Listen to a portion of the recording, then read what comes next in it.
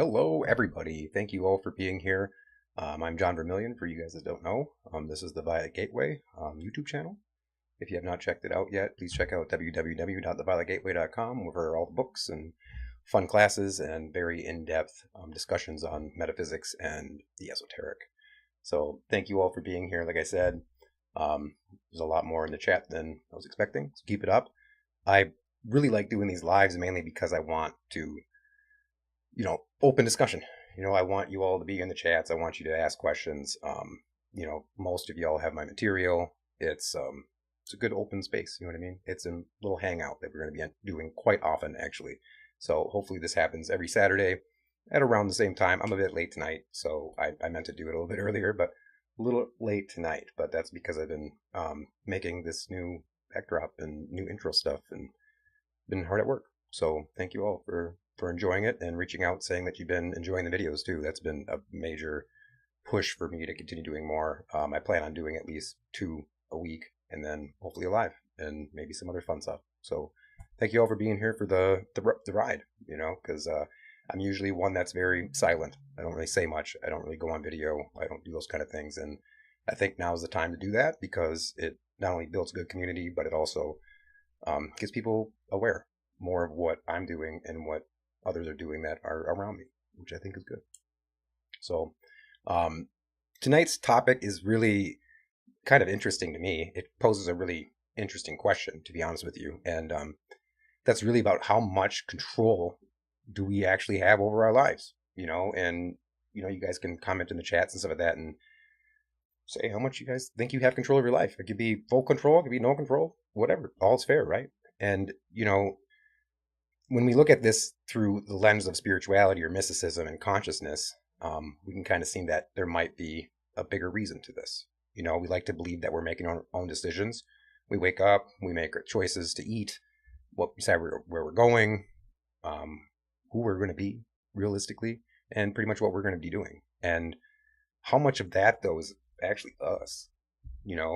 How much of it is our decisions actually from us, or is it from upbringing, previous experiences, fears, desires, our subconscious mind programming, perhaps other people even around you. I mean, I know tons of people that are very susceptible to people around them, and, the people around them kind of influence them. Me personally, I was never like that growing up. I was around kind of the bad crew, like people going in and out of prison, stuff like that, but I myself never did that, so the people around me didn't really influence me. They definitely influenced the experiences, but they didn't influence me. We can look at spiritual influence the same way. Look around. What deities are you working with? What spirits are you working with? What do they mean? Or what do they actually bring? Look at those kind of things. So we have to think about how much of it actually is us, and what around us are we actually not perceiving? Because there's a lot that goes unseen by our mind when we're living in the jumble of it every day. So the big question to ask yourself is there things influencing us we can't see, and is actually free will what we think it is?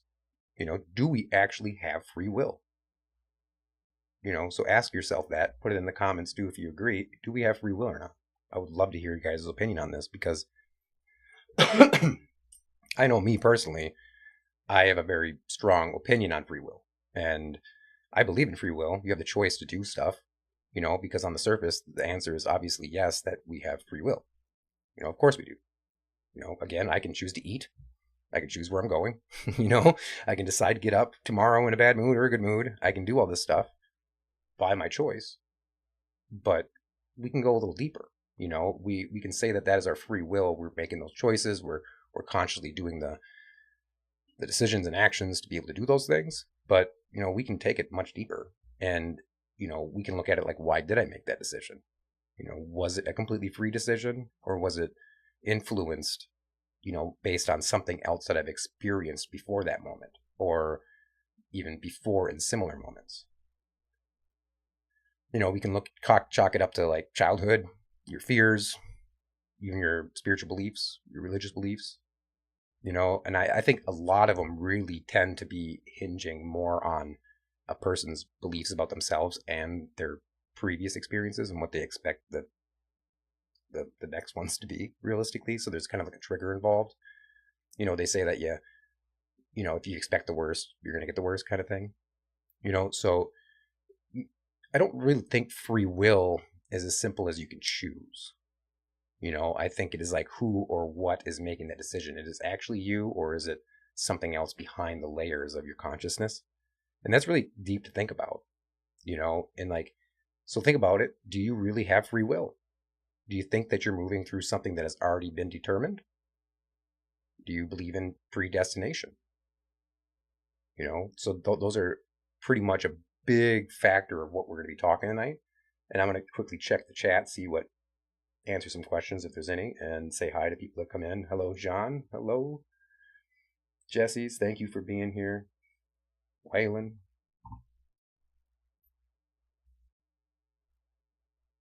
John Egan's here says the jinn have free will, and so do we. Agreed. But it's all still based on action and choices. And there's so many layers of free will that, we can choose to do bad, we can choose to do good. We can choose to eat, we can choose not to. We can choose to be a jerk, we can choose not to.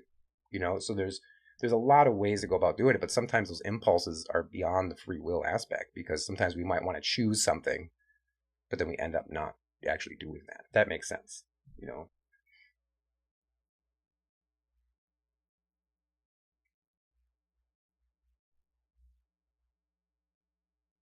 Jesse says, I think that we have the potential to have 100% control of our lives, but the average person is 5 to 10%. I think that the more conscious we become, the more power we gain. 100%, Jesse. And that's consciousness. How conscious are we aware of us in every single moment, And, when we think about it, the ego is a big factor of our decisions. This should be a topic that everybody thinks about in ego. I don't mean like the Buddhist way, realistically, because ego is constantly telling us really what we want, what we don't want, what we deserve, what we're afraid of, what we need to protect based on sometimes fear. And sometimes we make that mistake that that's the voice of our actual like will, So as much as I believe in free will and know that we have it, there's something different and bigger behind it, something more divine to me, because our ego, we always want validation. The ego typically wants control. The ego is typically trying to prove something. That's a big thing. And we typically call that free will. I mean, that's what we say. But is it? Is it, are you reacting? Are you freely choosing? This to me is where spiritual work becomes interesting, because the more self-reflection we give ourselves, the more we are spiritually aware. That's why they say, the knowledge of self is the most powerful thing in the world, or in the universe, realistically. So we have to factor in, is this what we want, or is this what my conditioning is telling me to want? Yes, congrats on your sobriety in the chat. I agree. This is a good thing. I mean, was your conditioning telling you to do it? Or is this what you wanted? Congrats on your sobriety, because this is clearly what you wanted. And I think people that end up coming sober they have to want it. So congratulations. And ask yourself too, when it comes to spirituality, can your spiritual practice change your trajectory? If we have a predestination, so to speak, well, in fate, maybe it's like, oh, well, no matter what I choose, I'm still going to get there. But then we have to kind of analyze ourselves like, well, how do we want to experience it? How do we want to experience to get to that point? Do we want to go through a bunch of trial and tribulations? Do we want to do that? Do we want to do this? Those things are really important, So we have to look at the things that we're applying to ourselves to see like where these timelines might merge, like a timeline of like, well, this is if I keep doing this, but if I keep doing this over here, I'm going to get in the same spot. This is very much like I was talking about in the video that I just posted about my death at 21. And with seeing all the timelines based on your decisions and actions, and How, yes, it kind of all ends in its same spot, but it was based on how you got there. What's your experience of it? So, can meditation change the way your life is going? Yeah, it really can, because it's going to settle your mind down. Can prayer? For sure. I love prayer. I pray a lot all the time. And it's a time that you kind of fold and unfold the cube, so to speak. Can mantras help? Yes, they're vibrational. Same as in Sufism, we call them zikrs. And there is a vibrational intoning of something. Whether it's for power, whether it's for peace, whether it's for healing, whether it's for protection. Mantras kind of electrically reassemble your energy body. So if that's happening, well, some things are going to start changing in your life. And we have to realize that this is through conscious intention. So then we have to factor in like ritual. Can ritual change your life? Yes. What's your conscious intention, especially when it comes to the ritual? And this is kind of separates, black magic from white magic and blah, blah, blah, blah. I personally believe that magic is magic. And again, it goes down to how you want to choose to use it. So, working with our consciousness can actually move us toward a different possibility on the experience, because, having a spiritual practice doesn't exactly mean that you're like changing your predetermined plan, but it is going to change the way your relationship, I suppose you could say, of the possibilities that will open and become available to you. You become more conscious of things around you. You see things that maybe weren't there before. Maybe actions in yourself or others that allow you to forgive and release. And then doing that, you kind of end up making different choices, because you're more aware of all these things in your life. And then typically, if you're aware of those things, you can kind of change the trajectory. Because if you weren't, you might still keep circling that same lesson over and over and over and over and over again until you just pop out of it. And you're like, you know what, I'm done. I'm going to make the conscious choice, to move. And this is why in spiritual practice, whatever it is, whatever your spiritual practice is, we have to really focus on dreams, intuition, and like synchronicity or synchronistic events in your life, especially if you're paying attention to dreams. And you have all those dreams that end up, man, that was something. That was something. Well, usually it is. Sometimes dreams are absolutely just wild, and they don't make any sense to you, but there's always symbolic meaning. But then you have those ones that kind of stay with you, lingers, that there's a certain message behind it. To me, usually those dreams are more on like the emotional side of things. You have an emotional pattern or a mind pattern that keeps circling and circling in your head. And well, it's trying to teach you something. So those are things to pay attention to in dreams.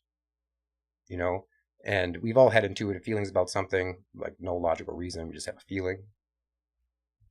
And the more we work on the spiritual aspect of these things become more sensitive, if you will. The psychic sensitivity is higher.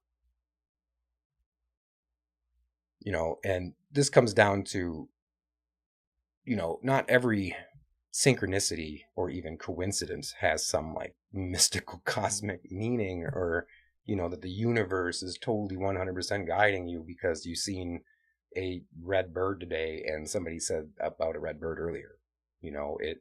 It can, but usually the synchronicities that I'm talking about are like, whoa, like this is wild. And you should have a typical perceptual shift when those synchronicities happen. And this is where we have to kind of determine, I guess, the difference between imagination, our own projection, our real coincidence, intuition, and actual perception. And when we have that, we're more understanding of the events coming into our lives. I'm going to hit up the chats again real quick. You guys are definitely talking in there. That's wonderful.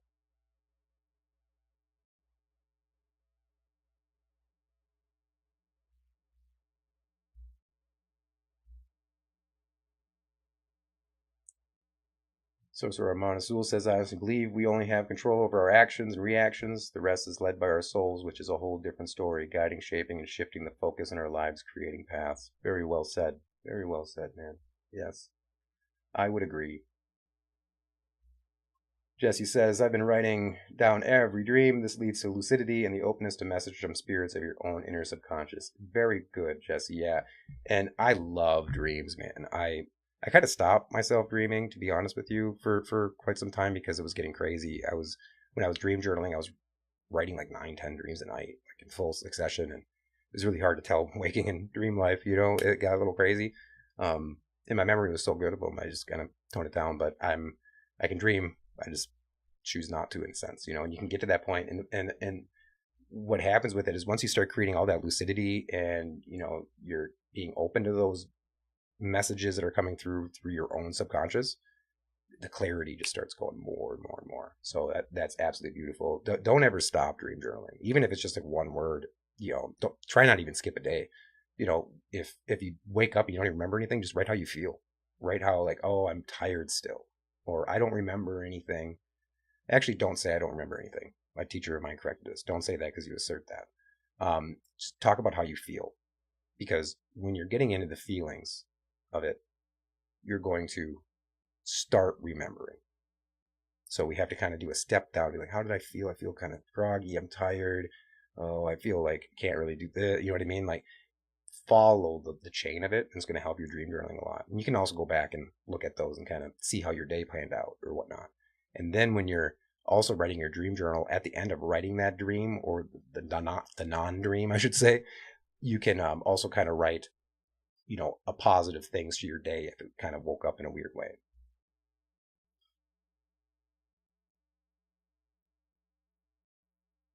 Welcome, Tim. Thank you. Thank you for adding a bunch of people. I appreciate it. So I mean, we're all occultists, typically speaking, that's watching this channel or watching my information, and we're into the unseen, realistically, the metaphysical, the esoteric, you know, and you know, could the unseen also influence our choices? Think about you know various things of magic. I know I've done some pretty dark magic before, and I know in the process of doing that dark magic, I actually kind of take on that energy, and depending on the spirits or the entities you work with, you do take on those energies. So if we accept that there are aspects of the reality that we don't normally perceive, we could probably say that those things can influence us. You know, we've all done ritual, or if you've done ritual, when the energy changes, when the air becomes dense, or the air becomes light, that something shifts within the environment. So, when we're looking at like invisible forces like that, those can also have effect. So imagine the spirits that are also around whispering, chitter chatting, and how much that might also influence your reaction or decision making. So I'm not saying like live in fear of these things, I'm just saying be aware of them, because I would say we all probably agree that consciousness exists beyond what we would say we normally physically experience, for sure, and all these different spirits or realities, they do affect us. But how much of that actually do we allow, or how much of that actually intersects with our human life? And sometimes a lot more if we're allowing it. I've been spiritually and psychically attacked before, where I knew the attack was coming and I had to protect myself. Those kind of things matter. And when you become more psychic, you're more in tune and sensitive. You start to know when, okay, I'm feeling an attack. An old sheikh of mine, every time I sat down and talked with him, it was great, because if he had a thought come in that he didn't want in it, he would like grab out of his ear and throw it on the ground.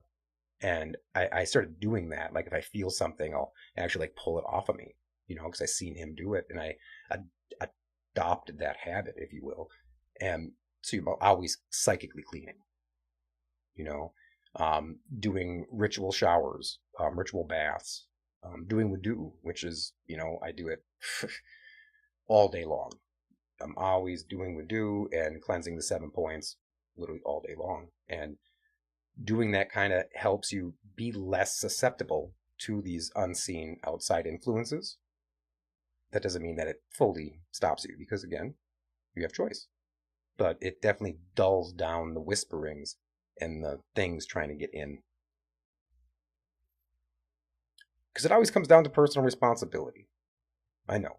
Nobody likes to hear that. I don't like to hear it. And personal responsibility is very important. You have to be responsible for everything. Even if you think you didn't create it, you have to look at some way, shape, or form of your responsibility in it. And, we kind of have to be careful with that because, a lot of people blame things for their actions. And I think we've all been guilty for that. But we still choose that, even if we might feel out of control. Even if we feel that, oh, I just felt like something took over me. It might have. Very well could have. Well, how are you responsible? Were you not doing the protections? Were you not clearing energies out of the house after you're opening them up? As practitioners, these are things we really have to take into consideration, especially when it comes to our etiquette. And not just how we live through life, but as we're interfacing with spirits, as we're interfacing with God itself, we should have this etiquette. So you can't blame everything on fate, and you really can't blame everything on ego. You can't blame everything on your circumstances. I've had some people in my past that definitely blamed everything that they were doing on their circumstances, and that's just not true. I understand circumstances have a play, but you can't blame everything on them. And we can't just blame, oh, it's shaitan, it's Satan, that's what's making me do it. It's the demons. You can't always blame that either, because they're only pushing us, what's inside of us. So if we work on that, we're not going to have a lot of fuel. So at some point, you do have to take responsibility for all your experiences and your choices, and it sucks. Even if you feel that experience and choice might not have been yours, like to choose. But for healing and release, that's the big, big factor. You almost have to. Because we have the biggest degree of how we respond to those things. And that response actually could completely change the way your whole life goes. I would say I'm living proof of that. In the past, I've messed up a lot of things that I knew probably couldn't have been messed up. And those kind of things are based on how you pretty much respond to them. We can't move against our path. I think that's a big factor to bring up too, is we have to move with it, not against it. So ask yourself, are you moving with it or are you fighting it? Are you fighting the path? Are you fighting what you really want in here just because of fear? Because you're hurt? Because you had traumas and you're not doing them because of that? You're not chasing after what you want because of that? That's a big thing to ask yourself too. Get personal with yourself. Write them down. I always say write it down. I'm a big writer. I love notebooks. I love stationery. Write it down. Let's go here back to the chats real quick. Sorcerer Montezul says, never be scared to take a break. You need that time to assimilate that distilled wisdom. 100%. And I feel breaks are amazing. When you're doing so much occult and spiritual work, you have to let your energy body come back. You have to let it rest, because that's actually when things are going to set, and that's the big important factor for sure.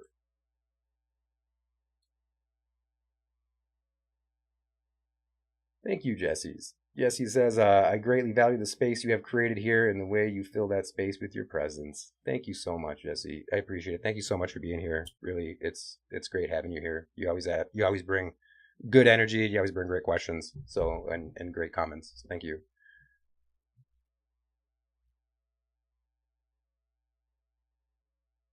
Removes Almond says, easy to blame forces, but our perceptions of said forces are parts of us. 100%.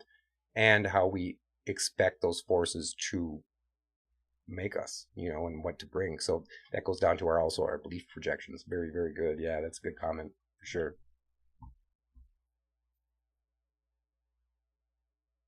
That's where Brown who says I was supposed to be an X-ray technician, but no, the universe had other ideas. That's a good point too, because that's free will over divine will, 100%. I wanted to be a rock star. I wanted to be a musician. I was signed. I played tons of shows. I played in studios. I've met tons of people like that. That my life didn't turn out that way. I died. My whole life changed. I didn't expect that. That wasn't my free will, per se. Should my actions, things like that, sure, maybe. But at the same time, it's like, that's what I wanted. I mean, I would still love that. You know, I, it's a fun thing to do. I love music, but that's just not where my life went. It's not where my life goes. I do this. I do this now. I write books. I teach through my experience and what I'm been guided to do. So it's a big difference between free will and divine will right there, because you might want to be a doctor. Well, maybe you end up owning a big cat sanctuary rescue. You never know. I've known a lot of bankers that spent their time in banking and just basically just taking money, like that's really what they're doing, is just working with money in the corporate world. And next thing you know, they have a massive spiritual awakening and they're a yoga teacher now. They never thought that. They thought they were going to be, 70 years old still in the banking industry. But no, they decided to they didn't decide it, just happened to them.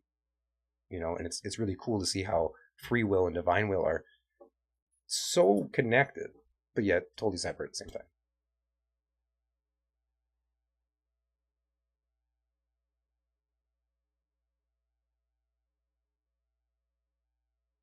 Yeah. Thank you everybody for the great conversations in there. Keep it going. I love it. And I got to ask one question for you guys too. I have a bunch of questions that I've been trying to ask and riff off. I've been asking you guys questions while you guys could ask me questions, pretty much. And and for anybody that watches this video later, you can ask questions in the comments. I will totally get to them. I think I finished off with we were talking about moving against or moving with your path, and you know ask yourself this and comment in there. I mean, how do you know when you're moving with your path? How do you know when you're fighting against it? Sometimes you could feel like something's not right, like something's not right there. You might feel like you're constantly having to keep force something. You might constantly doing the same thing, trying to make something happen. That they always say, like, you can't do the same thing, expect different results. And maybe everything and everyone seems to be resisting you. You don't seem to be making headway with anybody, But other times, hey, this feels so smooth. Like, oh my God, the doors are opening, gates are open. I'm meeting so many people. The connections are amazing. Oh, this is so great. There's so many great circumstances I never planned for. And you look back and realize, this is kind of, oh my God, that had to happen to have this happen. And then you can look back at predetermination again and be like, wow, was everything predetermined? No, it's still actions and choices. I don't know. I say I don't know. I'm nothing. But I think it's worth paying attention to, because the patterns in our lives, whether they're magical or not, this all affects your magic. All this, we can call it psychology. We can call it, I like to basically say, like, spiritual philosophy or spiritual etiquette, realistically, a dab, is what are you doing with the patterns in your lives?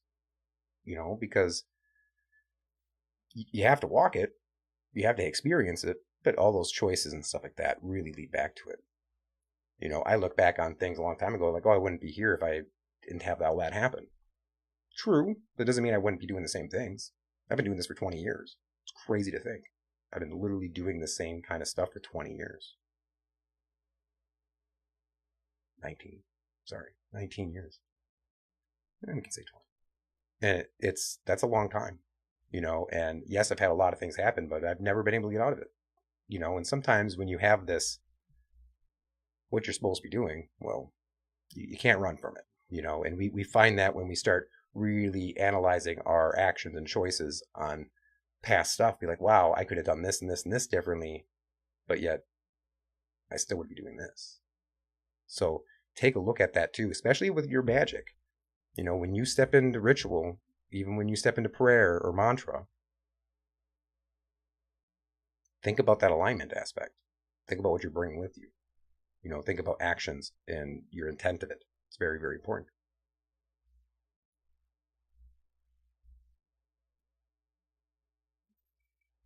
A question in here from Sorcerer Monasul says, John, what was the number one moment in this life where you realized reality isn't singular, but multidimensional? And what was it? And what was it like? How did that affect you?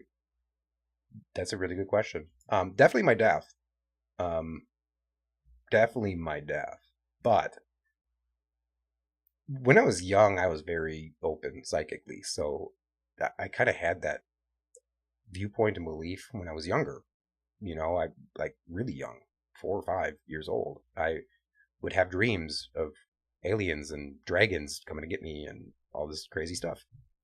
And my parents, I would always say, "Oh, it's the demons coming to get me," and I wanted crosses all in my room. So I always knew there was a other side of veil.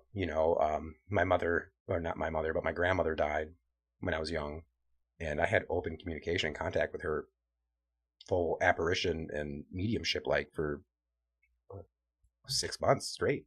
She wouldn't leave. She was still guiding me. So I always knew that, that reality really isn't what it seems. It's very multidimensional, multi-layered. But it was definitely my death. And then after my death was the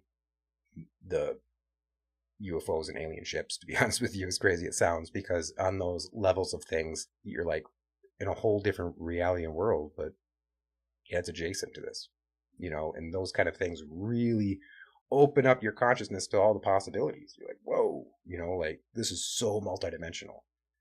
I can't actually look at the world without seeing all the multidimensionality of it. I can see this and that and these four like timelines being like, okay, if this happens, this can do this.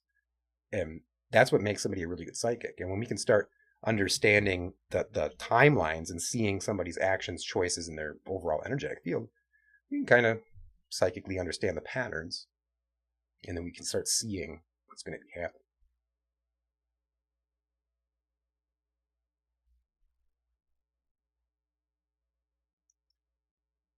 So yeah, I mean, ask yourself everything that you do, everything you do, especially when it comes to ritual, when it comes to any kind of spiritual work, are you actually in control of it? Are you in control of your life? Control the mind is really what I'm saying. We have to look at programming and mind control and, manipulation. Manipulation is a big factor. Everybody in the world thinks they're being manipulated constantly. We live in a world where you can't even tell somebody the truth without thinking that you're manipulating them in some way. I know I've had a lot of people bring that up to me. They, there's so much fear in the world that people are afraid to even believe. Whether that's a simple thing that you're telling them, they're even afraid to believe in God. Because God has been kind of put as the negative in a lot of ways, and a lot of people then look at Shaitan as, hey, that's got to be something more powerful there. And we find that in personal power. And a lot of people in the left-hand path or right-hand path, they want power. They either give it up just to God altogether, or in the left-hand path, we seek that personal power, personal power. And you have to have personal power, but you can't be just, I'm the one creating everything. It's not true. I know plenty of, or I've interacted with plenty of jinn. I say I know, like they're my best friends. But I've interacted with plenty of jinn that they definitely know that they're very powerful. They have tons of personal power based on their makeup and their being. But they also know that there's something bigger, something more that it's really coming from. So we should be thankful about that. You get a new job because you manifested it. You did that. But be thankful that the energy can be created through you. That's the big factor, especially in magic. It's not so much as like take the wheel, but it is allowing that to happen.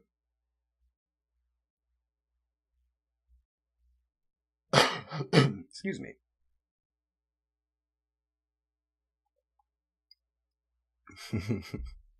Sorcerer Monasul says, yeah, that Ferrari Starship blew my mind, literally. Yeah, it's a good story. He's also experienced it with me. Um, he also says in here, if I am to fear God, then I definitely won't be worshiping them. Yeah, but I also kind of fear God too, because I know what can be created through the energy, and to me, God allows all things. It's light and dark. To me, it's beyond the black light, because black light is clear, and that's kind of scary. We're looking at this dark anti-cosmic force realistically, which is just as real as the cosmic force. So that's why in a lot of religions they say, you should fear your Lord or fear your Maker. And I do understand that, but you should fear it actually through you. You should actually, the fear should come from you, because if you don't make the right choices, or these consequences, etc., are going to come. So that fear really should be directed at you, not your Maker. Respect it. Respect the mercifulness, how graceful it is. But know that through you, through your will, it'd be done. Through your will, it'd be done. And that's what we have to realize, even in magic. Don't step into the circle of magic, to me, with really crabby intent. Don't step into that circle of magic calling upon a spirit or a demon of some sort, or an angel, or even a jinn, if you have a bunch of stuff in you that they can use, because they're going to be able to play with that. And the more we do that, and we understand our will, we understand based on our circumstances and decisions, if we're balanced and have that all figured out, well, then the spirits are going to have less mess around with. And I think that's a big thing we all can look at and think about when we're practitioners. Get the mind right, and then the spirit is not going to be able to mess with it as much. And typically speaking, they might even respect it more. But this is pretty much the topic. And I've said pretty much everything that I've needed to say tonight. And I'll let the floor open to any more questions coming in. Jesse says, what do you mean by a bunch of stuff in you that they can use? I've worked with some spirits in the past. Some would call them demons, I guess, that would bring up like traumas and patterns in you, or use those against you in the mind. Start really messing with you mentally and emotionally by saying things that you might believe about yourself, telling you to do things that you shouldn't be doing, even though you might feel that urge. Those are those types of things, because depending on all the clutter that we have inside of us, like emotions and traumas and all that kind of stuff, a lot of times nefarious spirits can use that against you. Other times, a lot of these major, spirits or demons or angels and whatnot can also help with it, though. It just depends on the spirit, especially as occultists and practitioners. Well, we got a whole Rolodex of things to work with, but it's all still being created from God. And as long as we're being clean and clear on the inside and start working through ourselves, getting over our traumas, getting over all these things that we put in our circumstances and our reality, well, that way when we step into the magic circle and we're so strong with ourselves and aware and understanding, but more than likely we're going to have less problems interacting with that intelligence. It's not going to be as heavy, perhaps. Might not bring up things in you. I one time did a ritual. Yeah, I one time did a ritual with a jinn called Barkhan, and I do not like working with Barkhan. I don't. I was actually just talking about this with a friend of mine the other day, and sometimes I've had to, for like clients and stuff, and my God, he's just rough. Like you just have no choice but to feel irritated and just aggressive. It does start to get to you. You start to take on almost that quality. And the less of it in you, the less of it actually affects you, But to me, working with something like Barkon is really hard for me, because of my temperament. I typically have more darker temperament. and they can use that quite heavily. Or, because I have a light temperament too, they can also pull that down darker. And we have those kind of intelligence like the Jinn King Varkon, which is just its nature alone starts to affect you. Just like if you grew up in, let's say you grew up on the streets, that's going to affect your demeanor. It's going to affect how hard you are. So we also look at that in the same way of seeing like working with certain spirits, because I know when I worked with Barkon in the past, it's always intense, always. And it has gotten better, but I remember my first time, talk about just everything was, you just ended up not liking anything, because of the energy around. Sorcerer Monosul says, I've been possessed by a Jinn so badly I forgot who I was. Yep, and that can happen. That can very, very well happen. And when we have to look at ourselves in that position too and be like, hey, how did that happen? What did we do to let it in? What kind of state of mind were we in? How submissive and open were we to that actually happening? What did we do to cause that? What inside of us makes it that easy to do that? And now I totally forgot, because we have minor possession and we have major possessions and we have full possessions. And full possession is you typically definitely forget. The whole soul personality is knocked out of the body, and that one is first. And they do it through what's called a compartmentalization within the mind. And a lot of these compartmentalizations in the mind, we can look at them like little cubes, in a sense, like all stacked together like a Rubik's Cube, right? And each little thing is a different compartment. And each side is a different an altered personality almost.